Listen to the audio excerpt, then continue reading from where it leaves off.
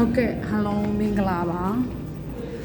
ညီမတို့ကြောက်က transfer လုပ်တဲ့ YouTube channel ကိုတည်တံ့လေးလုပ်ပေးထားပါတယ်နားလည်မယ်ဆိုရင်လည်းနားလည်အောင်လို့လည်းရှင်းပြဖို့လည်းရွေးချက်ရှိပါတယ်ထောက်ကစ်ဒနီ transplant လုပ်မယ်ဆိုရင်ညီမတို့ကကြတော့ဘယ်လိုပြောရမလဲသွေးမျိုးစားမတူတဲ့အတွက်ခက်ခဲအများကြီးရှိပါတယ်ညီမဒိုနာပါညီမအမျိုးသားကတော့ patient ပေါ့နော်ဒိုနာနဲ့ patient နဲ့အဲ့လိုမျိုးပေါ့စထွက်လာတဲ့အချိန်တုန်းကညီမတို့ဒီမြန်မာပြည်မှာဆိုရင်တော့တော်တော်ခက်ခဲကိုနှင်းဖြစ်ပါတယ်ဒီ2026တလပိုင်းတည်းကညီမအမျိုးသားကကြောက်ကတ်ကိုဆေးရပါတယ်ဆေးရတစ်ပတ်ကို2ကြိမ်နဲ့မြန်မာပြည်မှာဆေးရတာပေါ့နော်တစ်ပတ်ကို2ကြိမ်နဲ့ဆေးရပြီးတော့ထောက်လျှောက်ညီမတို့ကဆေးနေရတာပေါ့ဒီကိုမထွက်လာဒီကိုထွက်လာတဲ့အချိန်က4လပိုင်း4ရက်နေ့မှာဒီကိုထွက်လာပါတယ်4လပိုင်း4ရက်နေ့မှာထွက်လာပြီးတော့flight နဲ့ပေါ့နော်မနက်6နာရီခွဲ flight နဲ့ MAI နဲ့ညီမတို့အိန္ဒိယကိုဒီကိုအိန္ဒိယကို6ခွဲလောက်ရောက်ပါတယ်3နာရီလောက်စီးရတယ်ပေါ့နော်လေယာဉ်ဒီကိုစရောက်တဲ့အချိန်မှာညီမတို့မြန်မာပြည်ကဆရာဝန်နဲ့ဒေါက်တာတီဟာဝင်းနဲ့ချိတ်ဆက်ထားတဲ့ဒီဟာစကပြန်ကညီမတို့ကိုလေစိတ်မှာလာကြိုပါတယ်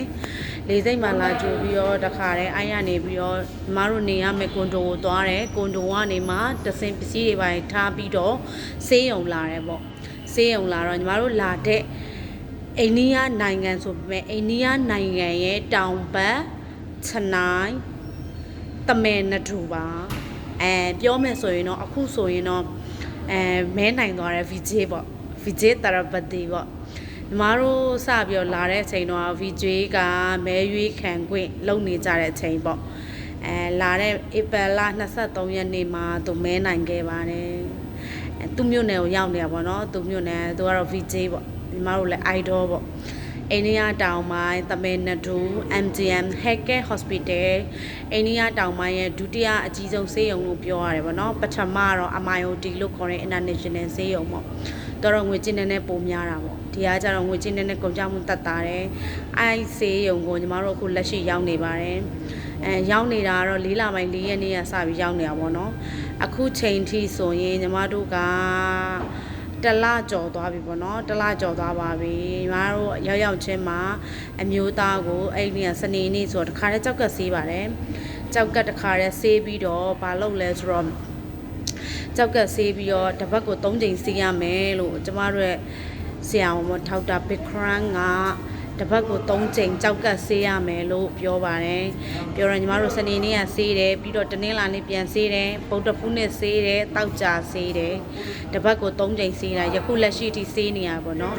ဒါပေမဲ့သူတို့ရဲ့ပတ်ကေထဲမှာပါတာ10ချိန်ပေါ့10ချိန်ထက်ကျော်သွားတာကိုယ်ဝေကိုစိုက်ကပါတယ်စိုက်ပြီးဆေးနေရပါတယ်ဒါပေမဲ့ဆေးရတဲ့ဥစ္စာသူတို့ကဒီမှာကျတော့တစ်ခါသုံးကြောက်ကတူကိုတစ်ခါပဲသုံးတယ်မြန်မာနိုင်ငံမှာကျတော့ကြောက်ကတ်ကိုထက်အနှိမ့်ဆုံး3ချိန်လောက်ပြန်သုံးကြတယ်ပြန်သုံးကြတဲ့အခါကျတော့ခန္ဓာကိုယ်ထဲမှာရှိတဲ့ဥစ္စာတွေကကျတော့ဘယ်လိုပြောရမလဲမတန့်စေဘူးပေါ့နော်အစိတ်တွေပါတွေကတေချာကြကြမထုတ်နိုင်ဘူးပေါ့ဒီမှာကျတော့ကြောက်ကတ်ထုကတစ်ချိန်ပဲထုတ်တာဆိုတော့ဆေးတဲ့သူကကွာဝါပါတယ်ကွာဝါတယ်ဆိုတာဟိုမှာဆိုရင်တော့တစ်ပတ်ကို2ချိန်ဆေးရတယ်ဒါပေမဲ့လူကလန်းဆန်းဆန်းမရှိဘူးဒီမှာတစ်ပတ်ကို3ချိန်ဆေးရတယ်လူကလုံးဝတာမန်လူကြီးတော့မဟုတ်ပေမဲ့တာမန်လို့သွားနိုင်လာနိုင်စားနိုင်တောက်နိုင်တဲ့အနေအထားမျိုးရောက်နေရပေါ့နော်အဲ့လိုမျိုးညီမပြောချင်ပါတယ်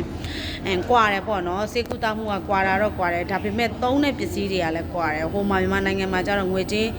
အစင်မပြေတဲ့သူတွေအနှိမ့်ဆုံးကြောက်ကတ်တူကို2ခါ3ခါလောက်သုံးတာပေါ့နော်ဒီမှာတော့လုံးဝတစ်ခါပဲ bite တွေ drop တွေအကုန်လုံးကုတ်စာအကုန်လုံးတစ်ခါပဲသုံးတယ်အဲ့ဒါတွေတော့ကွာသွားပါတယ်ပေါ့နော်အခုဆိုရင်ဒီကိုရောက်နေပါပြီဒီကိုတစ်ပတ်ကို3ချိန်နဲ့ရောက်နေပါတယ်စစ်နေဆေးနေပါတယ်နောက်အဆက်လေးမှာတေချာကြည့်ပေးပါအခုကတော့ညီမတို့အခုညီမပြောပြနေတဲ့ကိုတွေ့လက်တွေ့ကတော့ပြောရမယ်ဆိုရင်ညီမတို့ကဘယ်လိုလဲဆိုတော့တခါတည်းမြန်မာနိုင်ငံရွှေလာမင်းစေးရုံကနေဒါလိုက်လေစိတ်ကိုဆင်းတာပါညီမတို့ကျတော့ရွှေလာမင်းစေးရုံမှာလာကန်နီးကိုတက်နေရသေးရပေါ့နော်လာကန်နီးကိုတက်နေရသေးစေးရုံတက်နေရနေဆဲပါတယ်တေဆေးရုံတက်နေတန်လန်းနဲ့အိန္ဒိယဆေးရုံပြောင်းတက်တာပါအဲ့ဆေးရုံကနေပဲရွှေလာမင်းဆေးရုံမနက်3နာရီတိုးကနေလေဆိပ်ကိုဆင်းပြီးတော့အိန္ဒိယကို direct flight နဲ့လာပါတယ်ဒီကိုရောက်လာပါတယ်ပေါ့နော် ပြောချင်တဲ့အတိတ်ပဲဒီကိုရောက်ပြီးတဲ့အချိန်မှာတခါတည်းကွန်ဒိုမှာအခန်းနေထားတယ်ကွန်ဒိုခန်းမှာပစ္စည်းတွေဝင်ထားတယ်ပြီးတော့ဆေးရုံဒါလိုက်လာတယ်ဆရာဝန်နဲ့တွေ့တယ်ဆေးစစ်တယ်ဆေးစစ်ပြီးတော့လူနာကိုတခါကြောက်ကပ်ပြန်ဆေးတယ်အဲ့အဆင့်တွေအခုလုံနေပါတယ်ပေါ့နော်နောက်ထပ်တစ်ဆင့်မှာတော့ညီမတို့ဒိုနာကိုစစ်မဲ့အဆင့်ပေါ့နော်ဒိုနာကိုစစ်မဲ့အဆင့်ကိုညီမပြောပြပါမယ် subscribe လုပ်ပေးသွားပါတစ်ချက်လောက်เนาะနောက်ပြီးဒိုနာကိုပြောမဲ့အဆင့်ကလည်းညီမပြောပြအောင်မယ်เนาะညီမနဲ့ညီမမျိုးသားနဲ့သွေးမတူပါဘူးညီမက B ပါညီမမျိုးသားက A O ပါညီမက B+ ညီမမျိုးသား O+ အဲ့တော့သွေးမတူပါဘူးသွေးမတူတော့ခက်ခဲရတော့ပိုရှိတယ်ဒါပေမဲ့သွေးမတူပေမဲ့ငွေလေးနည်းနည်းပိုကုန်တာနဲ့လဲလို့ရတယ်ပေါ့နော်အဲ့ဒါလေးကိုပြောချင်တာပါအခုညီမပြောရတဲ့အပိုင်းကဒီကိုရောက်လာပြီဒီကိုရောက်လာပြီးတော့ဒီမှာဟိုနေပေါ့နော်ဘယ်လိုပြောမလဲအကုန်လုံးပေါ့နော်အကုန်လုံးကွန်ဒိုခန်းနေပါတယ်စီစဉ်ထားတဲ့ဥစ္စာတွေနေပြီးွားရေးဆေးရုံမှာလည်းဆေးနေပြီနောက်တစ်ပိုင်းကညီမတို့ဒိုနာကိုစစ်မဲ့အပိုင်းလေးကိုညီမတွေ့ကြုံခဲ့တဲ့အပိုင်းလေးကိုပြောပြပါမယ် share လုပ်သွားပါမယ်အခုလောလောဆယ်ဒီကိုရောက်ပြီးကွန်ဒိုတွေကဒီကစီစဉ်ပေးတဲ့ကွန်ဒိုမှာနေတယ်နောက်ပြီးဆေးရုံနဲ့နေရတဲ့အတွက်ဆေးရုံလာတယ်